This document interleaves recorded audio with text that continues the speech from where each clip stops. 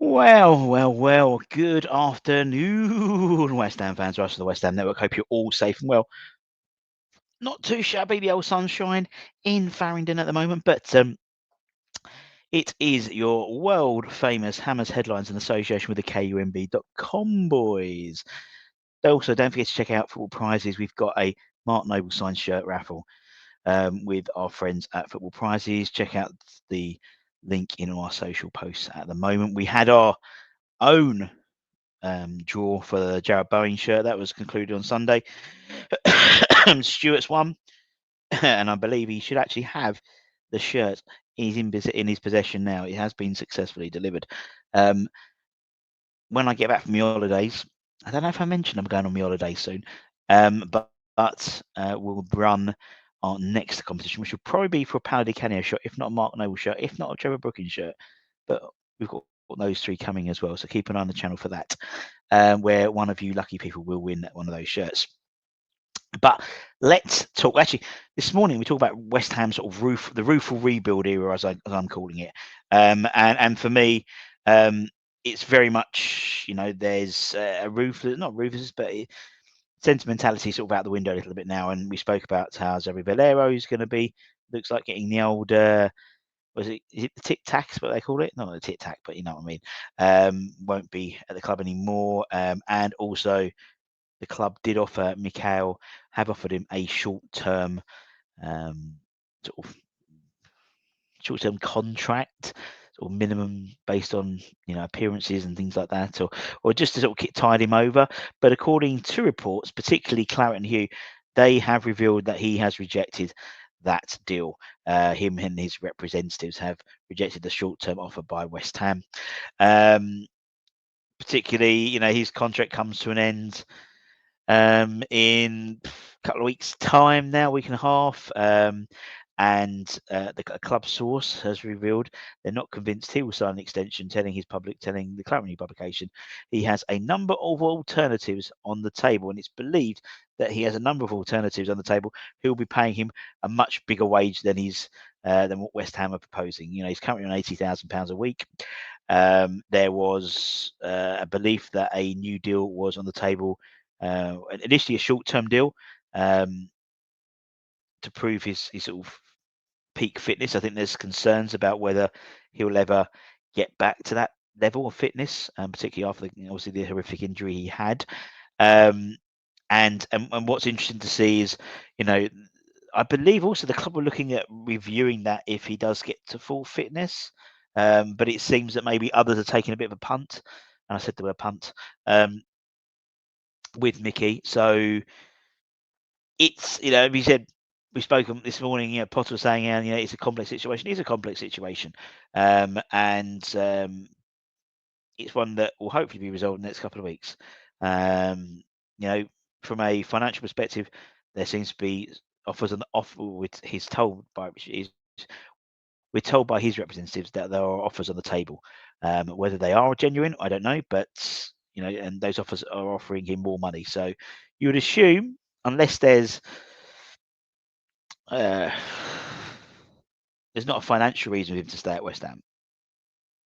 So you would think maybe it's a professional reason, maintaining his top Premier League status in terms of being our top Premier League goal scorer of all time, adding to that potentially. I don't know, but it's interesting to see. And again, it's something we'll and if he does go, then obviously that's another 80 grand off the weekly wage budget as well. So, and could that be spent on obviously a new forward? Hopefully it will be. That's a priority.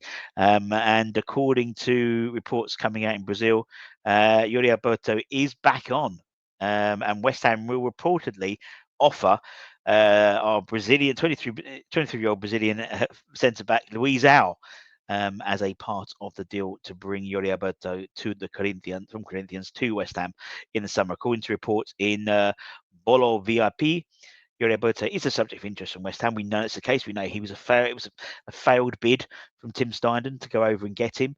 And obviously we're looking at ways to offset money, our transfer budget, utilising what we have available to the best. And someone like Luizao is an asset we could incorporate. He's been linked. Obviously, we signed him from Sao Paulo. He was on loan to Porgos Skrzynski, but that doesn't seem to be the right. Although he has played the last couple. He's played the last 3 league games for Pogon, to be honest. But I think a long-term destination of Poland being for Luisa, I don't think so. A number of clubs have been interested in particular in Brazil, including the Corinthians. And I think we mentioned this in passing how we should use it, but it does seem to be now part of a potential package to bring Yuri into to West Ham. He's amassed 12 goals and 1 assist in 33 appearances across all competitions this year in the Brazilian Serie A and the Copa Libertadores. And he's definitely, from a striking perspective, he's got that sort of fox in the box. He's very clinical. Not the tallest person in the player in the world. So physically, would he be able to compete? I don't know. But it's up to the boss in terms of who he wants to bring in. But it looks like we'll be utilising Luizao in that deal potentially, and I think that's the way it should be. There's you got to look at Genoa. Maxwell Cornet was on loan there. They really enjoyed him there. We were looking at Morten Fromberg. Maybe do a deal there as well. Why not?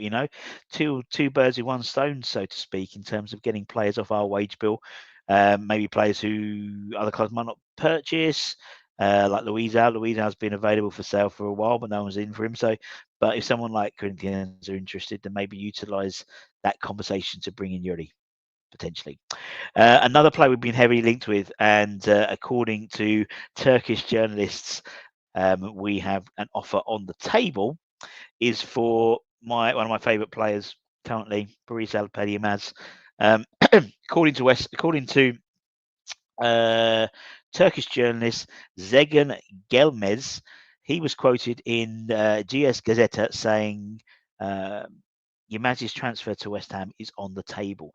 Galatasaray expects between 30 to 35 million euros from the sale, and we have been heavily linked with this player for a long time.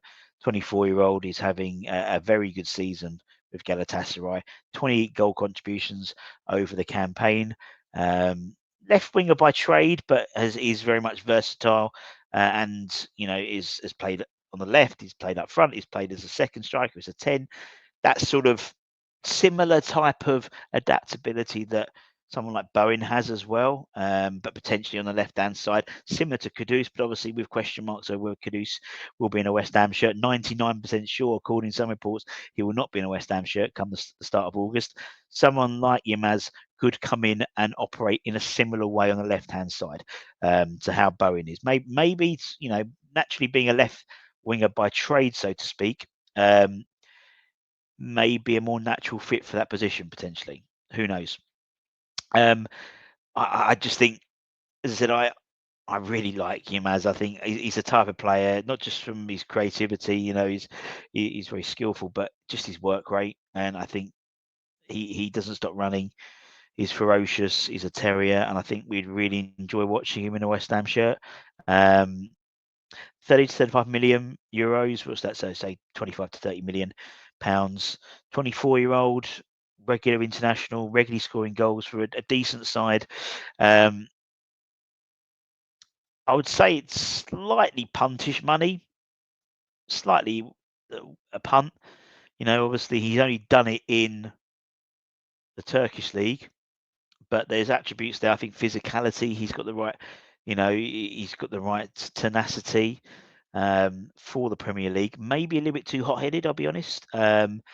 Same way that someone like Edson Alvarez, I think, has had to sort of try and curb it a little bit in terms of that, because of the sort of the regularity of giving out yellow cards and suspensions. I'd rather having on the pitch than in the stands. He's got 2 years left in his contract to Galatasaray.